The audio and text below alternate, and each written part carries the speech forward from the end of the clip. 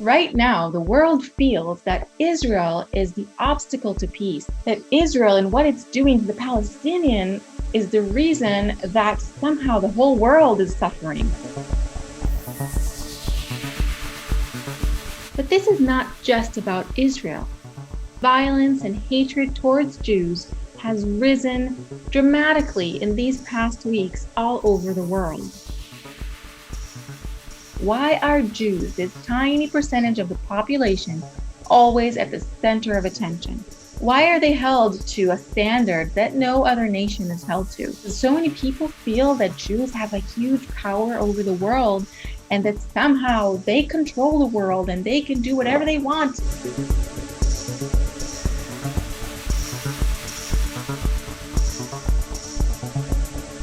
There's all this sentiment in humanity that gives Jews all this power. So where does that really come from?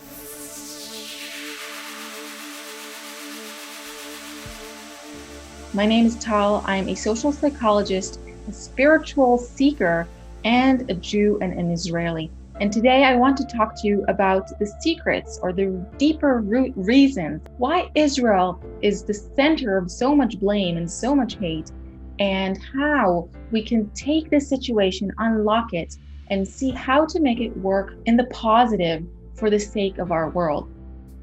So, what is the Jewish nation? The Jewish nation is basically a group of people who came from all the different tribes of ancient Babylon, where humanity was once centered. They came from all of these tribes and were drawn towards a revolutionary leader in those times called Abraham. He was teaching a very special spiritual method of oneness with all of life, of connection, also coined in the term love thy friend as thyself. He was teaching all these very different people how they could unite above their differences, above their egoism, and by that discover the more subtle realms of this world of reality. Nature is a very intricate and sophisticated system where everything is interconnected and everything has a role to play, and nothing is random. Okay, look at the human body.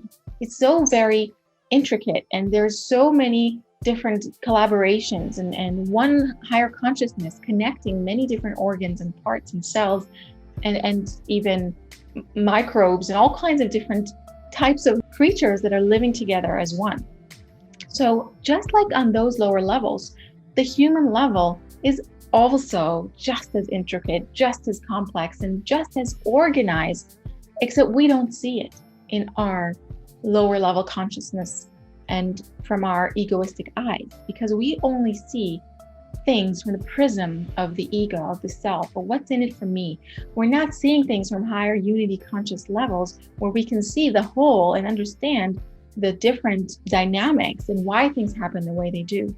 So Abraham taught this to this small group called Israel. Now, this group of people, these representatives of all the different tribes and nations of the world, they were just like a model, a mini humanity that was going through this process kind of as a beta, right? Like a beta case of this unity that humanity in its wholeness needs to attain and undergo.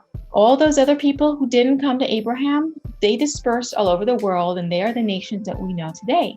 And so this group of people called Israel were never meant to have all this wisdom and all these spiritual attainments for themselves. So the natural process, the higher plan, caused them to be dispersed among the nations for thousands of years to connect and to really mingle with the rest of the nations, so that finally they would come back to Israel, come back to one another, and fulfill their higher calling once again. Except this time they would do it together with the rest of the world. What this means is that Jews truly do have a huge influence and power over the world. They're just not conscious of it. But Jewish sages write to us about it. They tell us about this system and the part and the role that Jews play within it, and how the nations of the world depend on the Jews. This is not about superiority of Jews. Remember, Jews are representatives of all the other nations. The goal here is for all of us to be as one, for all of us to experience this higher consciousness that is available to us, where we can live in true happiness and in true care for one another. You know, we have a world where everything is plentiful. We have enough. All we need to change is the human ego that is not allowing us to enjoy what we have. And so Jews have the keys to correcting that ego. And if they correct it within themselves, then they can show the way to everyone else to do this. And I have to say that if this does not happen, and if we do not go in that positive direction, unfortunately, history will repeat itself, because these are cyclical processes happening over and over. When Jews are divided, when Jews are not doing what they need to do, when they're not living up to their role, when they're assimilating, when they're forgetting who they are, Jews are the first to suffer, and the whole world suffers. So nobody wants any more suffering. We don't want pandemics. We don't want financial crises, climate change, and all that stuff. This all will change when people change, because this interconnected system is pressuring us like birth pains to evolve and to move forward. And that is why there are more and more crises, because we're clashing, we're opposed to this interconnectedness with our individualized and egoistic mindsets and levels of consciousness. When we evolve into our interconnected state, then these pressures will simply fall away, and we will experience harmony with the system around us through this harmony between us. So what we all need to be doing is helping Jews awaken to their higher purpose, to help Jews remember that their unity is what determines the well-being and the future of everyone else, and to pressure them to create this unity once more, to find that potential within them and let it out, express it, talk about it. We should all be talking about it all over social media. The true reason that Jews are to blame, that Israel is to blame, it's not because of things that are happening on the corporeal level. Those are just things that we latch onto, that we attach to, that some of them are completely irrational if we really saw them clearly, but we attach to them because underneath we know that Jews and Israel is doing something wrong. And so we attach to all these different corporeal phenomenon and examples because we feel that hate, and we're being even activated by nature itself to pressure the Jews and to pressure Israel.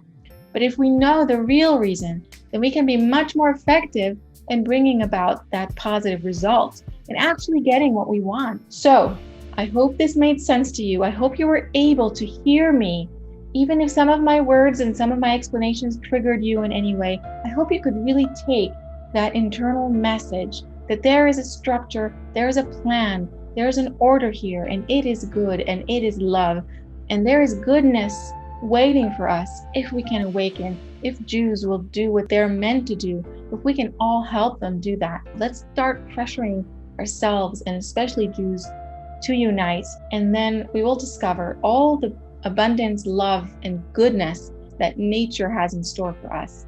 It is very possible. This is a very special time in humanity's evolution, and we can make this happen together. Send me your comments. I'd love to hear what you think about this, and let's make this happen. I'm here to do this with you. Bye for now.